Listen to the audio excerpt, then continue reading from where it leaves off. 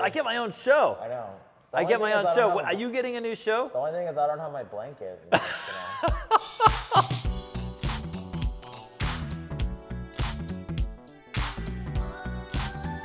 The theme of this episode, by the way, Vegas story. This is Vegas stories. This is Vegas casino stories. Well, this is bad bosses, bad casino boss. I got to start the first one before I forget it. Okay. So like, this isn't just a bad boss. This is like literally like this, because I have some really bad boss stories, but it's amazing. I had a boss recently, not too recently, who was primarily a dice dealer. Okay. And this person came up to me one time. Basically, so they would either go to roulette or blackjack, because you know, if you're a boss, right? If you're a floor supervisor, you can't watch just dice. You know, they'll move you around a little bit. So he would come over to me and ask me like boss-related stuff, because he knew that even though I was a dice dealer, I worked as a boss, this type of thing. And so some of the dumbest stuff, dude. He'd be like, "Listen here, which way do they have to clap out when they go off the game?" And I'm like, "Oh my God, are you kidding me? You gotta be kidding me!" Like, I mean, the worst. But this one tops it all, dude. This guy literally comes over to me, he whispers in my ear, and he goes, Dave, do the cards all need to be the same color? I got red ones and I got blue ones. He's like, can I put them together, or do they have to be the same color? And I don't know what to say, man. I was like stunned, dude. How does this person become a boss? Even if you played blackjack, you know that all the cards are the same. You know what I'm saying? Yep. How do you not know to put the whole thing? And then I had to walk him into like unwrapping them or to put the joke. I mean, I'm like, dude, you can't ask me, man. I'm out. I just like, I have one player, and I'm like pretending that this player is like requires my full attention. Sadly, they have like one bet on the layout. Like the one time when I need like a full game where I can be distracted. Like I'm like, dude, this guy, bad boss. All right, what's your bad boss experience? So when I broke in at the Gold Coast 12 years ago, there was this lady, and so just to let you know, Gold Coast is currently owned by Boyd Gaming. Before that, that was owned by Michael Gow, who owns South Point now. Yep. Okay. So this lady, she used to work at, Michael Gow used to own the casino, which is called Barbary Coast. Yep. Right? Yeah. Now it's called not Dre's, Cromwell. Cromwell. Yep. Before that was Bill's Gambling Hall, something like that. But anyways, the Yep. Barbary Coast.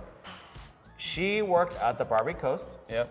And just to let you know, so this is a whole preface. So she was walking from break, and a sign fell on top of her. Oh, this was that girl? Oh, they gave her the permanent floor job Correct. at the Gold Coast. I Yes. know this. So the sign fell on her. Oh, it was like the S. So basically what happened was basically she had a chance to sue them, and she goes, no, I don't want to sue. I want you to promise me that I'll have a job for life. Dumb. So fast forward to me breaking in 12 years later. My God. She is my floor person at the Gold Coast on day shift. She is unfireable. She cannot be fired for anything. The S hit her, right? It was the S that fell off. But some sort of sign fell on her while she's at work. It was a letter that fell on her, You couldn't fire her, and she was like the most miserable boss I've ever had. She's like literally like borderline hazing new dealers nonstop. That's actually a fact. I heard of this story as well. That's actually a fact in Vegas, And she was just brutal, brutal. And she didn't own the casino? Oh my God. Just yelling, berating you, like just like ripping into you nonstop. I mean, she didn't do the thing where they do the, back in the day, if you lose too much money, like kick you in the heels, she didn't do that stuff. But she would just literally just verbally just like beat you down nonstop. Yeah, she was on day shift. She's like a mini celebrity, though. You actually got to work with her. Lady that got hit with the I can't remember her name off the top of my head. Dude. Maybe I'll ask Jose. Jose will know, but it's like Mimi or something like that. But that was her. Wow. Yep. That's unbelievable. That's an interesting story. So, like, I know at the time everybody was debating like how the hell this person gave up. Like, it would have been millions of dollars. Yeah. Why the hell do you want to work at the Gold Coast for the rest of your life versus, you know what I'm saying? I mean, she literally got hit by the letter. Yeah. I mean, even if she didn't fall down and be like, oh God. I mean, it makes sense though, job security. You could just basically go into work and not have to worry about, ever getting fired. For like, you'd have to work, but to make that kind of money, I mean, that she could have gotten. Now that's like what, 20 years? It was a long time ago. Yeah, that she got hit. It was literally like, because that happened way before you started dealing.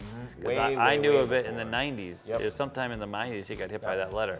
So just to let you know, Barbary Coast, she got hit with the letter, guaranteed job, and then she transferred to Gold Coast. She's like a mini celebrity. So my first bad boss was a guy who was, man, I don't want to say his name. Do you know this guy? He broke in at the Golden Gate in like the 70s, and this same boss was there with gray hair, okay? And then I broke in with him. I mean, and so like someone just a couple months said, this guy's still alive, dude. Wow. Like, I mean, I just don't understand. He must be 100 years old. Yep. At least he had to be 60 years old when I break in, and then like maybe 40, 50. Unbelievable, terrible boss, dude. I mean, it was at the Golden Gate. Oh, I want to say his name is so bad, but if he's still alive, I kind of feel bad, you know. So, but he used to hit you in the heels. Yep. He would come over. One time we had this guy who had some issues with like his skin. His skin would fall off his hand. He would like, I don't know, he was an older guy. Probably like vertigo or something. Yeah, so he was an older guy, and so he started bleeding out in the game. And this boss literally threw me paper towels and goes, put those over there, will you? I mean, didn't even working dice game, I got a puddle of blood, and this boss is giving me some paper towels to put over it. You know, how about like closing this game, sanitizing the game? Can you imagine that, like a blood stain? Amazingly, like the next day I came back, and I'm pretty sure they just cleaned the layout somehow on top, because it was the same like wool worn ass layout. I mean, it wasn't a new layout. It was just like so gross, dude. But he used to kick you in the heels. He used to talk all sorts of crap about women. Hated women dealers. I was a terrible boss. All right, you're next. Go. All right. 2 stories. Oh. One, speaking of bodily fluids, one time when I worked at the Encore. Was this a boss story, buddy? Bad boss story. It is a best. All right, good. So at the Encore, I was dealing blackjack one night, and all of a sudden, I just hear like a bucket fall over. I was like, what's going on here? I turn over, and the dealer next to me is projectile vomiting. Oh my God. The rack and the floor. Wow. Right? He goes, walks off the game, dealer comes in, and then the floor person goes, well, I mean, we got to keep dealing. I'm like, what? I actually had to tell the floor person. Right. You know, I've only been a dual rate at the Gold Coast at that point. I was like, dude, it's a hazmat. You got to like close that down. There's like bodily. This guy just literally threw up all over the rack and floor. And he wants to keep the game going. Yeah. Wow. You can't just like slow down. Oh, it was brutal. Dude. I couldn't even believe that. And then here's my other story. Oh, I remember this one. It's not a specific casino story, but a lot of our students at the school, you guys have it so good, honestly. Because back in the day, they used to haze you. That was like initiation. Yeah. And it wasn't any specific boss, but if you gave away too much money, they'd move you to the dollar blackjack game. Yep. If you gave away too much money, they'd switch you on shifts all the time. Yeah. David, Literally. doing a good job? Go ahead and go be on graveyard the rest of the week. That used to be a thing, for sure. No. You give away too much money, they switch your shift. You give away too much money, they'll put you on the dollar blackjack game that's 24 hours a day. Yep. They'd also kick in the heels. On a craps game, if it's a hot roll, they'll try and throw pennies under the table. Yeah. Like that's gonna like affect the roll. So, blackjack, change the cards, change the dealers. Yeah. That was like the change everything. old casino superstitions. And it's like now you look at it, it's like, so what? Dude. What? So when I broke in at the Gold Coast 12 years ago, there was a shift boss. I don't even want to say his name, but he's no longer in the business. This guy was playing craps every day. He would win $1,000. He was up 100-something thousand, which is a lot for the Gold Coast. Oh yeah. So in a pre-shift, they go in, hey, when the dice come in the middle, just let you guys know in craps. So let's say, for example, he rolls a 5 and a 4. You have to turn the dice and give him a different number. You can't give him the same 5-4. And I was like, what? So you're telling me that if the dice roll 3-3, I can't give him 3-3. You got to turn it to another number and give it to him. Yep. Oh yeah. And I was like, what difference does that make? Dude, a lot of sweating going on. Wow. Sweating the money, just to let you know, that's what they call that in the business here. I think that was when Alan Scano ran the Gold Coast. He died with less friends than me, buddy. That's a thing. That's for sure. I mean, he was, by the way, I will put it out there that he was one of the worst. I think everybody will agree. He's literally one of the worst bosses to ever live. He was really just a nightmare. He used to come up, so if you looked at him, if he caught your glance while you were on like a table, let's say you were on a dead table, right? And he would come walking through the casino, and if you caught his eye, oh, he would tear into you, dude. He's like, what are you doing? Eye fucking me? He would just start talking shit and come up to you. But we can mention him. I don't think he's alive anymore. No, he's dead. He died. Oh, he did die? Oh, man. Yeah. So he was, I can't tell you the number of women that he had issues with. I mean, just terrible individual. But anyways, all right. Can you imagine that you're like one of our students at the school and it's just like sexual harassment? That's the one thing I'll tell you guys that's like, nowadays with the corporations owning casinos. They can say whatever they want about back in the day, but back in the day, there was no HR. They could literally switch shifts. They could do whatever they want with you. Whatever they want. About it. Yeah.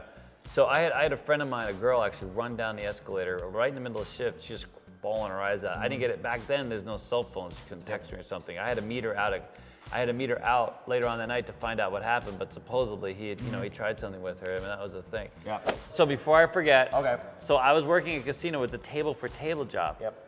And so it was a dice. There's a dice pit. You work your own table. So this one day, we got our toke box. It was dead the whole day. It was day shift, right? This actually was at the IP. This is before it went to the link. It was actually at IP. It was a table for table job. So normally, back in the day, you had to pay the cage to count your tokes off the table. So every table would pay the cage like $20 bill, right? Yep. You gotta pay it forward. You gotta pay, yeah. So you take your toke box up to the cage. They would count it out, divvy it out to all the dealers, and then you would give them $20. The cage would share $20 for counting your money for you. And this was a table for table job. Whatever your table made, you got to keep. And then back in those days, the IRS didn't keep any of your money. So your tokes were your own, and they put it in an envelope, and you got to walk with your tokes. So this one day, we had $5. We literally got $5 in tokes. You can't split that 4 ways. It's just, you know what I'm saying? And we had to pay the cage lady. Yep. Pay the cage lady. So what we were gonna do is just give the cage. So we go up with our box and we have this $5, and we know that she's got to fill out some paperwork for the table. So we're like, screw it, just keep the $5. You know what I'm saying? I mean, and we're just gonna walk with nothing today. We're still getting our minimum wage. You know what I'm saying? This cage person's like, oh no, you owe us $15. Oh hell no! We're like, what? How do we owe you? Are you kidding me? That's all we got. It's $5. That's all we have in our box. Wow. How do you really want us to pay you $15 out of our own pocket to work here? Yeah. And so she starts, dude, this cage lady literally starts yelling and starts making a scene at the cage. Shift boss comes over and, try to work it out. Talks to the cage, talks to us. The boss actually tells us, he's like, you guys are gonna need to pay $5 each. Are you kidding me? Yeah. I was like, you're telling me I gotta pay $5 to have worked here today. Probably I literally gotta pay. Business. Yeah, no. And I'm like, there's just no way. So the 3 of us that were there, we took off our aprons, quit right on the spot, done. I couldn't believe it. There's no way. How could you? And if you're a shift boss and you're not supporting, us, I mean, we made no tokes, dude. What do you want us to do? This lady has nothing to do except sign a form saying we got no tokes. It's so depressing. Yeah. And she's gonna get our $5 for that. Oh, dude, terrible boss, buddy. Wow. I got one more for you. There was a school, not school. There is a casino that we were sending students to. We had a good relationship with the shift manager. We were texting back and forth, give them names, pull them, audition, and all that stuff. And then I don't know what happened. It started getting loosey-goose here, and at the end, it just radio silence. And I was like, wow, that's so weird. And another shift manager gets a hold of me, and they're like, hey, what's going on? And I'm like, dude, you're telling me I texted this person, and no response. And they go, well, just to let you know, that person is no longer here.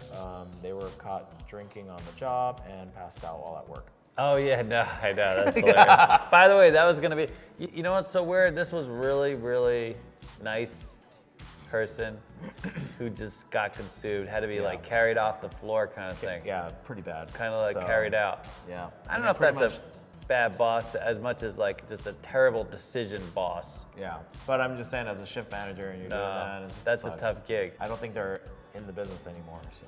We're open to working with any casino, but there's one casino out there, their recruitment has literally shifted to Craigslist. Oh yeah. Because they just can't keep any dealers because it's just a terrible place to work. So I used to work with the guy who is literally one of the nicest dealers I've ever met. I mean, he's always very helpful. He doesn't care whether players toke or don't toke or tip or don't tip. He's just always so nice.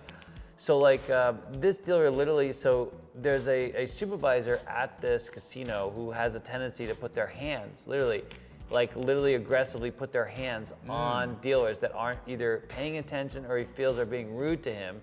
And so anyway, so this dealer who's like literally the nicer walked out on a job, like, you know how like people you know, you get to know people and you know how they are. I like just if you knew him, you'd be hard pressed to make. He's never been late for work. He has a great work ethic. He's so friendly, and yet he was treated so poorly at this casino that he literally had to walk out the exact same day that he started, like within an hour of his show. It was just amazing. You know what I'm saying? That's a bad boss for you, for sure. Thank you guys for watching. Like, comment, subscribe. Bad boss stories. Do us a favor, like that video. Check out our Patreon page. Also, check out the Dealer School and mycasinoquest.com for merch. And we'll see you guys next time. Take care. Bye, guys. Bye.